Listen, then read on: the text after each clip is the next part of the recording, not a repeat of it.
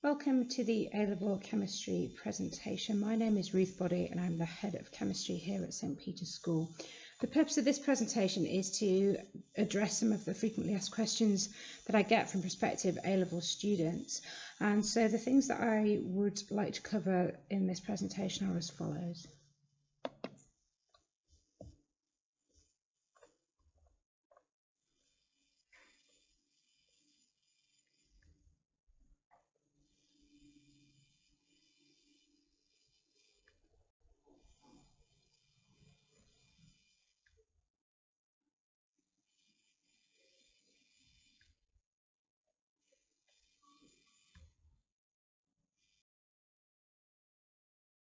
Level specification that we study at St Peter's is the AQA A-Level. So all students enter the A-Level exams at the end of the 2-year course, and the A-Level grade from A star through to E is 100% determined by the performance on those written exams. So they include practical knowledge and understanding as well as the theoretical knowledge and understanding. There's a separate assessment of practical work, however. This is assessed through the so-called CPAC, that's the Common Practical Assessment Criteria, and that's an endorsement. So what students do, this is the same across the 3 A-level sciences, they build up evidence, they build up almost like a skills portfolio, which is then assessed as has that pupil shown that they can demonstrate their skills consistently, therefore they pass the CPAC, or not so. So we would rightly expect most of our students, if not all of our students, to be passing that because there's lots of opportunity to do so here. The question is, how big is the step up from GCSE? And the answer to that is actually it's quite a big step.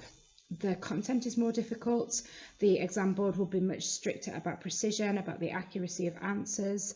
It's important to be very applied at A-level and be able to understand and make links and connections between different aspects of the course. So there's fewer marks available for just straightforward factual recall. It's much more applied. And also, of course, the competition is different. You're up against students who have actively chosen to continue with A-level chemistry. So that's all well and good, me saying, yep, there's a big step up, it's going to be tough, and it will be tough, but the question is, well, what do we do to support that? What do we do to develop your skills and knowledge to help you to unlock this in the department? And there are essentially 4 key ingredients to maximising progress at chemistry, whether that's at GCSE or A-level. Of course, there's subject knowledge, things like definitions, recall of observations and so on. Understanding, so what's going on to underpin that? Why do those bits of knowledge apply? Subject skills, things like perhaps graph skills, formula skills, equation skills, and practical hands-on skills. But most importantly is this can-do mindset. What will you do when, not if, but when you get stuck? How do you cope with that? And we do a lot of work on this throughout the A-level course. The familiarity with these sorts of questions, and you will have perhaps seen these at GCSE studies already. So essentially what we try to do is help students to develop a competency so that they've got questions they can ask themselves when sitting in an exam situation to help themselves work through feeling stuck.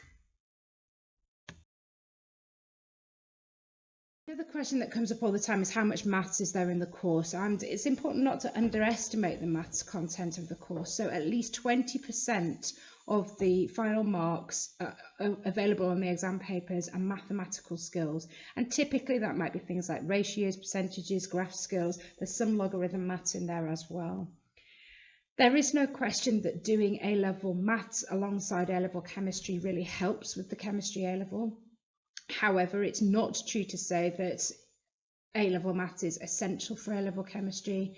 We have students every year who don't study maths who do very well at A-level chemistry, but they tend to be students who either could have done maths and just chose not to do so. In other words, they're confident and capable with the maths, or indeed students who are less confident in maths but do something about that and actively engage with the support in the department to help them to maintain and build on their math skills from GCSE. What about practical learning then? Well, the philosophy in the department is that we use minds-on practicals and not just straightforward hands-on practicals. So we have our in-house A-level chemistry lab skills practical books, which help to do two things. They help to develop the evidence for that CPAC, that practical endorsement pass, but also throughout every single one there are questions to answer, minds-on questions, linking and thinking to help to develop the knowledge and understanding of these practicals so that students can then cope well with those practical style questions in the final exams. At the moment, we're obviously a little limited as to what practical work we can do because of the COVID security. However, our sixth formers will have some lab time shortly in order to continue to develop this, the practical skills and competencies and develop their evidence. And to support all of that and to supplement all of that, we are building a resource of a library of video clips to help with the practical learning, and those should become quite useful for revision in the future as well. So departmental support, what support is available? Well, at the moment we're running chemistry clinics still at A level, and there's one for lower six and one for upper six separately, of course, because of the bubble arrangements at the moment. So on one lunchtime a week, there's a drop-in chemistry clinic where our students can bring along any questions that they're not sure about, and they can get some help from a chemistry teacher to do that. There's also plenty of resources on iForks for both lower and upper sixth, and of course everyday support from teachers in class all of the time. I should perhaps mention at that stage that sometimes I get asked who teaches A-level chemistry, and the answer is all of the chemistry teachers teach the A-level, and groups usually have 2 teachers, so the course splits quite nicely into discrete topics, and so we split that between 2 teachers, so you would have 2 points of contact in the department all the time. How about if you like a challenge and you're finding the A-level is fairly straightforward, or indeed you're just interested and want to learn more? So we engage with external competitions. There's the Royal Society of Chemistry offer one called the Chemistry Olympiad, which is coming up fairly soon for the upper sixth. We've got the Cambridge C3L6 challenge, which is for the lower sixth towards the end of the lower sixth year. There's other shared resources on iForks, the Simply Enjoying Learning page. You might already be aware of that.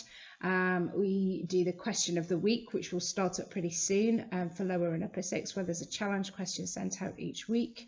And of course, everyday activities in class, which should be challenging and stretching to remember, give you a chance to feel stuck and work out how you cope with that feeling and what you can do constructively to work out the answers when you get stuck.